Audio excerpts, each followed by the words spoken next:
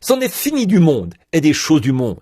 Dieu l'avait transporté. Oh, je ne crois pas qu'il y ait été ravi comme Paul, là jusqu'au 3e ciel pour voir des choses. Très bien, le précieux Saint-Esprit l'a fait ici, il y a quelques semaines. Il m'a permis de voir, à vrai dire, j'avais peur de la mort. Et le Saint-Esprit m'a ravi et m'a montré ce qu'il en était. Vous en avez entendu le témoignage.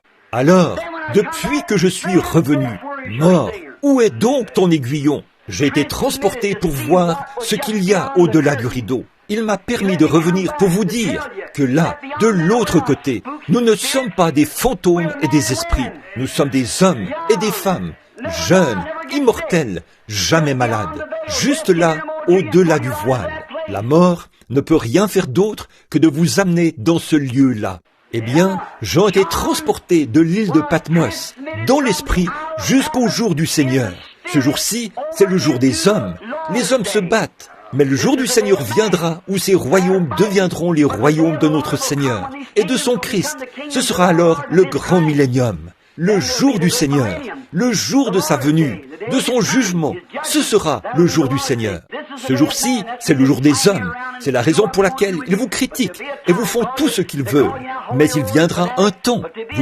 Ils vous traitent maintenant d'exaltés, de fanatiques. Mais il viendra un temps, voyez, où ils ne le feront pas. Ils hurleront, se lamenteront et tomberont à vos pieds. La Bible dit, dans Malachie 4, que vous marcherez même sur leurs cendres après qu'ils auront été embrasés. Il ne leur sera laissé ni racine ni rameau. C'est exactement ce que la Bible dit. Les justes marcheront sur les cendres des méchants.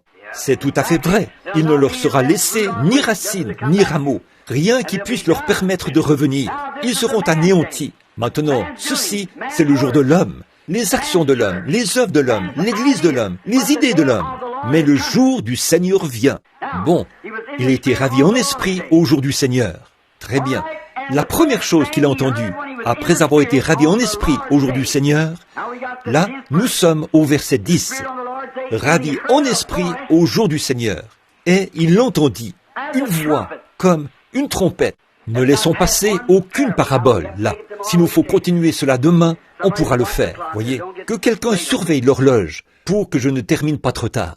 Très bien, maintenant, a été ravi en esprit au jour du Seigneur. Bon, souvenez-vous, la première chose que vous devez faire, c'est quoi? Entrer dans l'esprit. Comment ces révélations viendront-elles à vous? Entrez dans l'esprit. Comment allez-vous recevoir le Saint-Esprit? Entrez dans l'esprit. Entrez dans l'esprit. Quand vous étiez pécheur et que vous alliez à une soirée de danse, vous entriez dans cet esprit-là. Oh là là, vous vous mettiez à taper des mains, à taper des pieds, à faire la fiesta. Vous jetiez votre chapeau par terre, vous tourniez et vous faisiez l'idiot. Vous étiez dans l'esprit de la chose. Pouvez-vous imaginer quelqu'un, un mordu de la danse, aller à une soirée dansante et dire « Eh bien, je pense que vous passez tous de merveilleux moments. » Oh, on lui dirait « Si tu veux faire tapisserie, sors d'ici !» Voyez, si vous allez voir un match de baseball et que quelqu'un frappe un coup de circuit ou quelque chose comme ça, et vous restez assis juste à regarder et à dire « Eh bien, je pense que c'est assez bon. » Non, vous ne seriez pas un mordu de baseball. Vous ne seriez pas un vrai. Vous ne seriez pas dans l'esprit du baseball. Quand quelqu'un frappe un coup de circuit, vous vous levez et criez « Youpi! Oh là là! Victoire !» Vous accrochez le chapeau de quelqu'un comme ça et personne ne s'en offusque.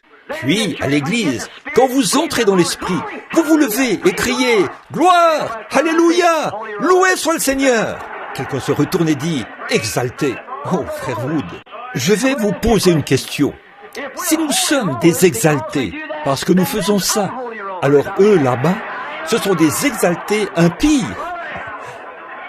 Je préfère être un exalté, pas vous, plutôt qu'un exalté impie. Oh là là, certainement. Les exaltés impies. Maintenant, il avait été ravi en esprit. Il était entré dans l'esprit. Alors les choses ont commencé à se produire. Une fois arrivé là, il a entendu une trompette. Or, une trompette annonce toujours l'approche de quelque chose. Comme quand vous venez, quand un roi approche, on sonne de la trompette. Quand Jésus approche, il sonne de la trompette. Pas vrai? Quand Joseph sortait, on sonnait de la trompette. Et là, quelque chose approche. Jean est entré dans l'esprit et il a entendu une trompette. Il a entendu une trompette et il s'est retourné pour voir ce qu'il y avait derrière lui quand il a entendu la trompette. après qu'il était ravi en esprit. Peut-être qu'il dansait, sautait, courait dans tous les sens sur l'île. Il passait un merveilleux moment. Il était dans l'esprit. Alors, ça pourrait avoir l'air sacrilège, mais je ne le dis pas dans cette intention. Voyez, il aurait bien pu. Il est possible qu'il ait fait cela. Je crois que c'est ce qu'il faisait, qu'il passait un merveilleux moment en esprit et qu'il louait simplement Dieu, parce que c'est exactement ce qui s'est passé quand l'Esprit est descendu sur eux la première fois. Quand le Saint-Esprit est descendu sur eux, ils titubaient comme des hommes et des femmes ivres. Ils agissaient comme s'ils étaient ivres et ils baragouinaient. Et Appel se comportait de la sorte au point que les gens disaient « Ces gens sont pleins de vin doux ».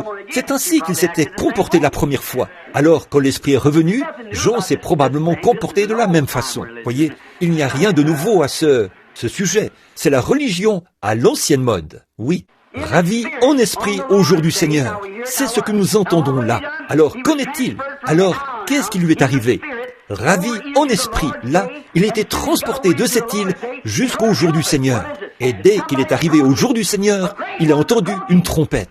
Qu'est-ce? Quelqu'un approche. Un personnage important approche. La trompette sonne. Quelqu'un vient. Il a regardé. Alléluia. Une trompette qui disait « Je suis l'alpha et l'oméga, le premier et le dernier. » Ce n'est pas l'annonce d'une deuxième personne ou d'une troisième personne, mais de la seule personne. Je suis et l'alpha et l'oméga. Avant de te montrer quoi que ce soit, je veux te dire qui je suis. La plus grande de toutes les révélations est celle de la divinité suprême de notre Seigneur Jésus-Christ. On ne peut pas franchir la première étape avant d'avoir cru cela, de vous avancer là. C'est ce que Pierre a dit. Repentez-vous et ensuite voyez la divinité. Soyez baptisés au nom de Jésus-Christ pour la rémission de vos péchés et vous serez alors prêts à entrer dans l'Esprit. La première chose que vous devez connaître, c'est la divinité de Christ. Je suis l'alpha et l'oméga. Je suis de A à Z. Il n'y a que moi. J'étais au commencement, je serai à la fin. Je suis celui qui était, qui est et qui vient, le Tout-Puissant. Réfléchissez à cela. C'est ce que la trompette a dit. Attention, Jean, tu es entré dans l'esprit. Quelque chose va t'être révélé. Quoi donc? Une trompette sonne. La première chose, je suis l'alpha et l'oméga.